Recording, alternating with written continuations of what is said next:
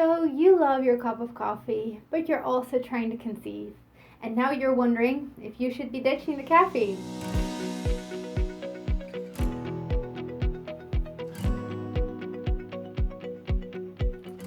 Hello lovelies, and welcome to another one of my videos in which we'll be talking about whether you should be ditching the caffeine if you're trying to conceive. When it comes to all the rules when you're trying to conceive, the easiest is to already act like you're pregnant. This is what is usually suggested, right? Should you be doing this? Should you be doing that? Well, what would you do if you were pregnant?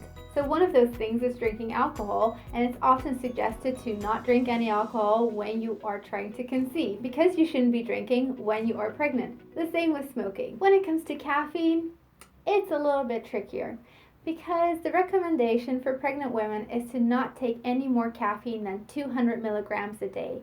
That amounts to about 2 cups of coffee when they are filter coffee, or about 4 cups of black tea. So to answer your question, I will be looking at this question as a fertility homeopath. Now think of yourself drinking coffee, being sensitive to caffeine, or if you're not so sensitive to caffeine, you having drunk 10 cups of coffee. What does this make you feel like? Jittery, palpitations, restless? You might not be able to fall asleep at night. This is what caffeine does. Caffeine stimulates your adrenal glands to fire off stress hormones. If you are my patient or you've been following me for any length of time, then you know I'm always talking about the adrenal glands.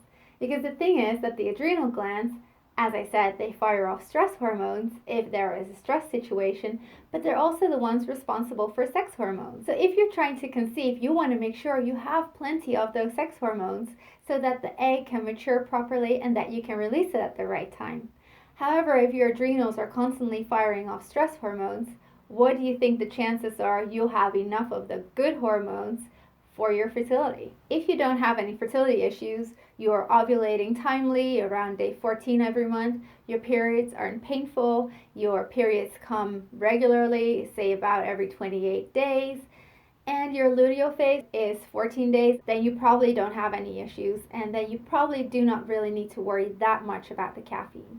However, if your cycle is anything less than optimal, then I would argue to leave the caffeine to the side. The things I've just mentioned are more focused on the follicular phase, so the phase where you are maturing an egg and right up until the point that you are releasing the egg. However, what about the second part, the luteal phase, as I mentioned? In the luteal phase, the hormone that we find super important is progesterone. If you know that you have progesterone issues, then you probably know that your luteal phase is less than 14 days. Maybe it's around 10 or even less. If that's the case, then it is very difficult for an egg to implant, because an egg is supposed to implant between day 6 and 12. So if your body has low progesterone and as a result the luteal phase is shorter and your body starts to shed the lining of your womb, then a fertilized egg doesn't have the opportunity to implant properly. One of the ways that you can secure that progesterone is high enough is to take care of your adrenal glands. And I mean taking care of your adrenal glands in the way that they aren't unnecessarily firing off stress hormones so that they have plenty of time to produce the pretty sex hormones that we want. So if you have issues with your luteal phase, then you especially want to ditch the caffeine in the second half of your cycle after you've made use of your fertile window, because you wouldn't want your adrenal glands to be firing off stress hormones rather than your body being able to produce progesterone long enough for the egg to implant and you to hold on to your pregnancy, right? Now that we've answered the question about whether or not you should be ditching the caffeine while trying to conceive, let's have a look at the pregnancy itself. Because although the 200 milligrams a day has been recommended as an upper limit, you can probably already guess that I would recommend to not take any caffeine at all. Because let's go back to what caffeine does to you. In a worst case scenario, it'll bring up your heart rate, you'll feel jittery, you won't actually feel great, and you won't fall asleep well, or not stay asleep, right? Can you imagine what that will do to your little baby? Your baby is a lot smaller than you are, but the things that you are affected by, your baby will be affected by. So although this hasn't been researched extensively, I would suggest to just leave it to the side and give your baby the best start possible.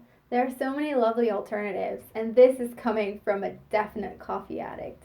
There are so many lovely teas that you can drink, and you'll know that you're doing the best things possible for your baby, whether you're already pregnant or you are trying to conceive. If you're looking for warm drinks as an alternative, consider decaf coffee, This still has a little bit of caffeine, but it is so tiny that you can definitely consider it.